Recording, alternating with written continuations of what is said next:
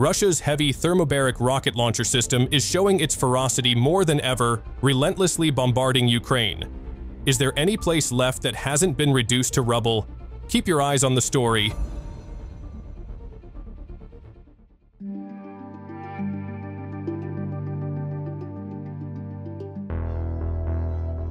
Tension continues to mount in Chasiv Yar. Ukrainian defensive positions in the city have once again come under fire from the TOS-1A system operated by Russian airborne forces. Thunderous booms and fiery explosions tear through the air, marking the presence of one of the most feared weapons on the modern battlefield.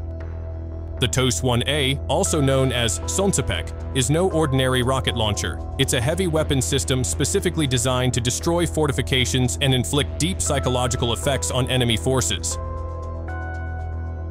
The power of the TOS-1A lies in its ability to launch thermobaric rockets that can blanket an area of up to 40,000 square meters in a single salvo. Each projectile generates shockwaves and extreme heat, capable of obliterating light armored vehicles, trenches, and even heavily fortified bunkers. The impact of a thermobaric explosion not only devastates physical structures, but also causes panic and demoralization among the remaining troops. To the south of Pokrovsk, in Novopavlivka, the TOS-1A once again demonstrated its devastating power. Thermobaric rockets were launched at Ukrainian armed forces fortifications, showcasing how Russia is leveraging its military technological advantage to suppress enemy defenses. These strikes are carried out with precise coordination, utilizing real-time data from reconnaissance UAVs to ensure highly accurate targeting and immediate adjustments on the battlefield. After completing their mission, the TOS-1A crew quickly repositioned and reloaded, demonstrating impressive mobility and combat readiness. A similar event also unfolded in Novopavlivka, Donetsk, where the TOS-1A Solntsepek launched thermobaric munitions at Ukrainian armed forces defensive positions. Not only in Novopavlivka, the TOS-1 heavy flamethrower system was also in action along the Kramatorsk-Drushkivka axis. The NBC unit of Group Yug launched 220mm thermobaric projectiles at Ukrainian defensive positions, once again based on UAV data.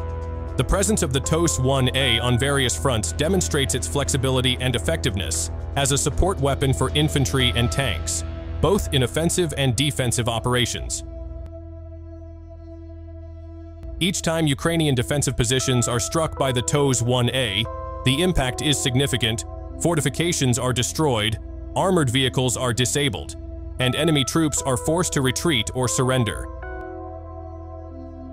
In Vovchansk, Kharkiv, the TOS-1A also targeted Ukrainian defensive positions at a grain factory.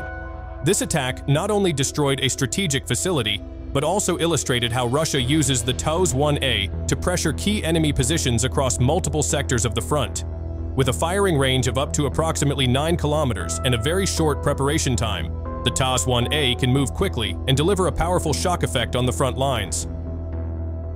When a defensive position is destroyed by the TOS-1A, the consequences are severe for the defending forces. They not only lose physical protection, but also face intense psychological pressure due to the shock waves and extreme heat from the thermobaric explosions. Many reports indicate that troops targeted by the TOS-1A often lose the will to fight and are forced to retreat hastily.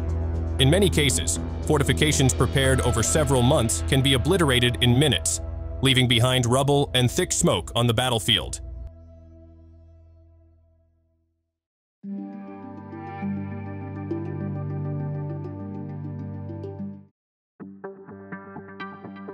In the latest development in heavy weaponry, Russia has officially introduced its newest generation of thermobaric rocket launcher system, the TOS-3 Dragon. The TOS-3 utilizes unguided thermobaric rockets with a firing range between 15 to 24 kilometers, surpassing the less than 10-kilometer maximum range of the TOS-1A Solntsepek. First unveiled to the public in the summer of 2024, the system appears visually to be a direct evolution of the TOS-2 Tosochka, but with key differences, including the use of 15 launch rails and its mounting on a main battle tank chassis. This decision is believed to aim at enhancing crew survivability amid the intense frontline firefights.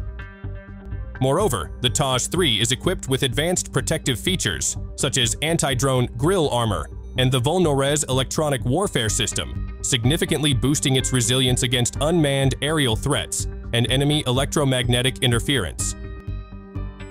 So, what are the actual details that set the TOS-1A apart from its successor? The facts show that the TOS-1A, based on its original design concept, requires a direct line of sight to its target. The system operates by measuring distance using a laser rangefinder, then automatically calculating the ballistic trajectory before adjusting the launch angle. This makes the TOS-1A highly effective in direct assaults, but also very vulnerable, as it needs to be within visual range of the target, meaning close to the front lines. Meanwhile, the TOS-2 Tosochka introduces several improvements, including enhanced mobility with a truck-based platform and an automatic loading system. However, it still has to operate within a relatively close radius to the front, making it susceptible to counter-battery fire. This is one of the main reasons behind the development of the TOS-3. With the TOS-3, Russia appears to be addressing the needs of modern battlefields, longer range, improved vehicle survivability, and better crew protection. The tank chassis used by the TOS-3 not only provides additional armor, but also strengthens tactical mobility in open battlefield environments. So far, both the TOS-1A and TOS-2 have seen action in various conflicts. However, the Russian military continues to evaluate their performance, and from these assessments, the TOS-3 Dragon has emerged as the next evolutionary step in heavy flamethrower systems. But the ultimate question remains, will the TOS-3 prove its superiority in real combat? Or will it end up as just another technological experiment in the modern arms race? What do you think? That's all for today, and thanks for watching.